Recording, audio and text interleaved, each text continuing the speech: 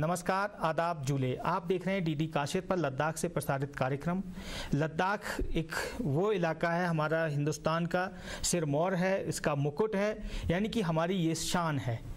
और लद्दाख ने लेकिन जब भी आज़ादी के से लेकर के आज तक लगभग 5 युद्धों को उसने देखा है। यहाँ की जनता ने उसमें प्रतिभाग किया है और अपने आप की जो अपनी क्षमताएं हैं, अपने देश का नाम रोशन किया है। उनमें से ही यदि युद्ध का नाम सुनते ही लोगों में भय और आशंकाएं बहुत सारी डेवलप हो जाती हैं। यानी कि कहा जाता है कि युद्ध को टाल दिया जाए, लेकिन युद्ध को कहाँ तक टाला जाए, क्योंकि जब द्वंद्व इतने बढ़ जाते हैं तो युद्ध को टालना अपरिहार्य हो जाता है। ऐसी ही एक आज हमारे साथ एक हस्ती हैं जिन्होंने लगभग 4 युद्धों को देखा है, और जो कारगिल वॉर है और जो श्रीनगर की जो मिलिटेंसी थी उनको उन्होंने पब्लिक ब्रॉडकास्टर के तौर पर बहुत बखूबी अपना कार्य जो था उसको संपन्न किया। और जो सूचना जो जनता तक पहुंचनी चाहिए थी वो उन्होंने अपने कर्तव्यों का निर्वहन किया। वो हैं शेरिंग आंगमो मैडम जी। नमस्कार मैडम, आपका हमारे स्टूडियो में स्वागत है। आज हम आपसे बहुत सारी चीज़ें आपके जीवन के अनुभव और यहाँ के युद्ध के अनुभव के बारे में जानेंगे, लेकिन सबसे पहले हम जानना चाहेंगे कि लद्दाख जो जब आज़ाद हुआ था और उसके बाद से जो आपके बचपन के दौरान लद्दाख क्या था और लद्दाख में आपने बचपन कैसे बिताया? बचपन हमारा जी जो है उस वक़्त तो कुछ ही बहुत ही लिमिटेड ज़िंदगी थी जी। तो जब हम बच्चे थे स्कूल में पढ़ने के लिए जाते थे तो एक स्कूल स्कारा का, मैं स्कारा विलेज से हूँ, तो वहाँ एक स्कूल होता था, उसमें 100-200 बच्चे होते थे। एक टाट थे, वहाँ पर शमसदीन का एक बाग था, गार्डन, तो वहाँ पर कोई कमरे शमरे स्कूल के कोई बिल्डिंग नहीं थे, ओपन में हम पढ़ते थे। टाट फटा हुआ था, एक टीचर 200 बच्चों को क्या पढ़ाएं, लेकिन वही एक टीचर थे। तो बाकी लाइफ बहुत सिंपल थे, वैल्यूज़ बहुत थे, लेकिन खेलने कूदने के लिए तो वही गांव का जैसे माहौल होते हैं। तो एक दफ़ा मुझे करगिल जाना हुआ, मैं एक इलियास जोल्दान साहब वहाँ के हेडमास्टर थे, उनकी मिसेज के साथ में गई, तो मुझे यहाँ से खालसे जाने में 3-4 दिन लग गए। यानी कि मैं ये जानना चाहूँगा कि जो यातायात के साथ जाने के लिए भी 8 दिन लगते थे, तो उस हालत में आप क्या कहेंगे। मैंने तो कोई गाड़ी जो है, कार शायद 7-8 तक 10 तक भी नहीं देखा होगा हमने यहाँ पर। तो उस वक्त डीसी साहब थे नूरबू साहब, वो जो है वहाँ से शंबाला होटल से पता नहीं कहाँ उनका पुराने घर से जाते थे, वहाँ वो डीसी थे, तो वो हमेशा पैदल जाते थे डीसी ऑफिस। हम उसके पीछे बस्ता लेकर उनके साथ चलने की कोशिश करता था, लेकिन वो इतना ज़ोर से पैदल चलते थे कि हम उनके पीछे ही रह जाते थे। तो उस वक़्त देखिए लद्दाख में बहुत ही तंग थे सब कुछ। रेडियो टीवी तो था ही, रेडियो का तो ना हमने नाम ही नहीं सुना था। फिर आपको हायर एजुकेशन के लिए आपने कैसा सोचा कि हायर एजुकेशन हम कहाँ पाने के लिए जाएं, और फिर आपने कहाँ से वो सब हायर एजुकेशन? तो मैंने यहाँ भी पढ़े हैं, करगिल में पढ़े हैं, पढ़ी है, और दराज में मैं 6 महीना मैंने पढ़ी है, क्योंकि पिताजी करगिल में थे। बचपन मेरा ज़्यादा करगिल में काटे हैं, तो इसलिए मुझे करगिल से बहुत प्यार है। बचपन जिसने काटा हो करगिल के साथ, तो ये है। फिर इसके बाद जी 10 यहाँ से करने के बाद हमें पीयूसी में यहाँ पर कॉलेज नहीं थे, तो श्रीनगर जाना पड़ा। तो हम बाई बस में अपने एक सहेली के साथ, तो पहले भी पुराने कॉलेजेस थे, तो मैं श्रीनगर गई वहाँ पर पढ़ने के लिए। पीयूसी में वहाँ पर एडमिशन लिया, लेकिन उस वक़्त का लद्दाख जब मैं ज़ुजिला क्रॉस किया तो सारे दरख्त देख कर ही मेरे चक्कर रह गए। मैंने कहा मैं कहाँ पहुँची हूँ, क्योंकि वहाँ उस वक़्त यहाँ पर दरख्त बहुत कम थे जी। और श्रीनगर में ज़ुजिला पार करने के बाद तो क्या कहाँ पहुँच जाते हैं। फिर इसके बाद जी कहीं रास्ते में श्रीनगर पहुँचते पहुँचते एक टंगा देखा मैंने, घोड़े पर टंगा जा रहे थे। मैं इतनी हैरान हो गई, तो बस श्रीनगर की तरफ जा रहे थे, मैं पीछे घोड़े को बस के पीछे आते हुए देखकर मैं पागल हो गई। मैंने कहा ये क्या है, क्या मैं देख रही हूँ। कोई 1-2 किलोमीटर में वहाँ से चली होगी। उस घोड़े को टांगे को देखा हुआ। तो श्रीनगर जब मैं पहुंची तो मैंने एकदम इतने लोग देखे मार्केट में, तो मैंने सोचा मैं यहाँ तो मैं इतने लोग हैं, मैं गुम हो जाऊंगी। तो मैं डर के बारे में वहाँ हॉस्टल में रहती थी, वहाँ पर ज़्यादा बाहर नहीं जाते थे। लेकिन फिर भी जब हायर एजुकेशन जब आप पा रहे थे तो हायर एजुकेशन में वो फिर क्या कारण हुए जो आप उस स्टूडेंट यूनियन की, आप एसोसिएशन की आप लीडर भी बनी? तो यानी कि क्या आपको ऐसा लगता था कि कोई चीज़ें दबाई जा रही हैं और वो दबनी नहीं चाहिए, वो आगे उठ के आनी चाहिए, उन चीज़ें जो अधिकार हैं स्टूडेंटों के वो मिलने चाहिए? जब श्रीनगर में वहाँ पहुँची तो पता चला कि हम कहाँ हैं और कश्मीर कहाँ है जी। क्योंकि हम सारे लद्दाख में एक कॉलेज नहीं है, वहाँ पर लाइट नहीं है, पानी नहीं है।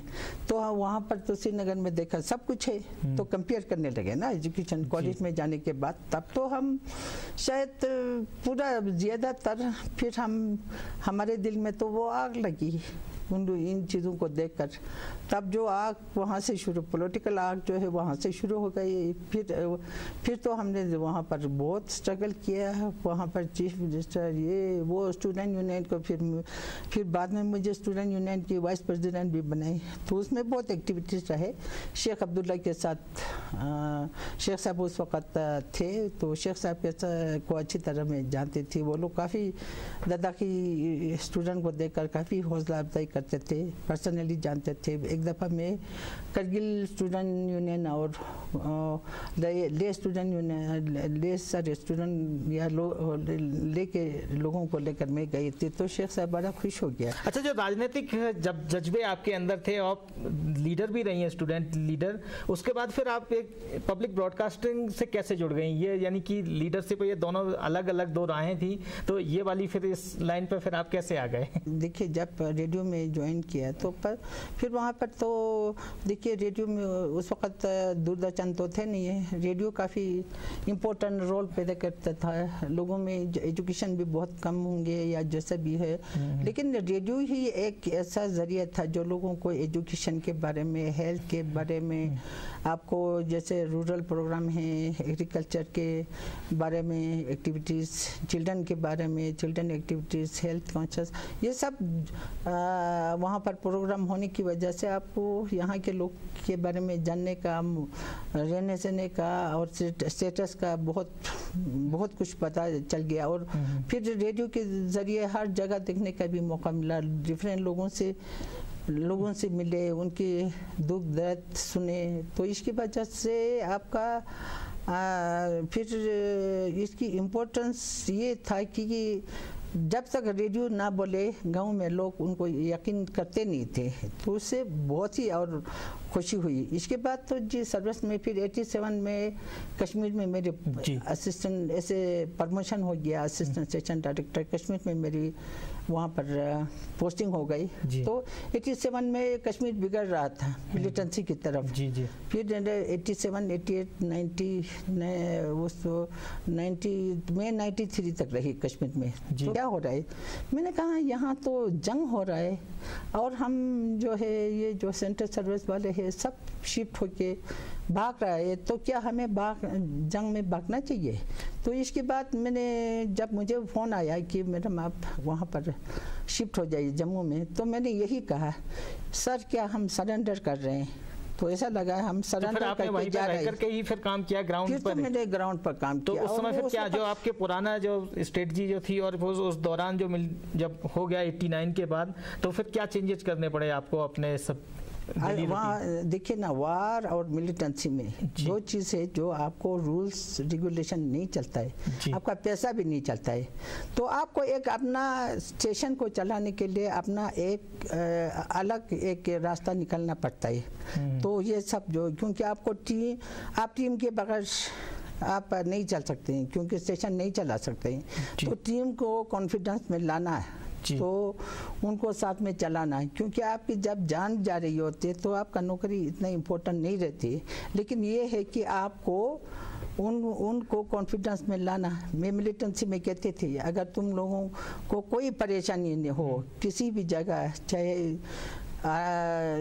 BSF की तरफ से हो या आर्मी की तरफ से या आपको मिलिटेंट की तरफ से हो, तो मुझे वो कर देना, मुझे फ़ोन करना, मैं निकालूंगा। कि जब सर्दियों की बर्फ पहाड़ों से पिघल ही रही थी और उस दौरान ही जो पाकिस्तान की सेना द्वारा जो समर्थित लोग थे या उनकी ये कहें छद्म युद्ध के तौर पर यहाँ पे शुरुआत कर दी गई कारगिल में, और उस दौरान आप लेह और कारगिल दोनों की ही इंचार्ज थी।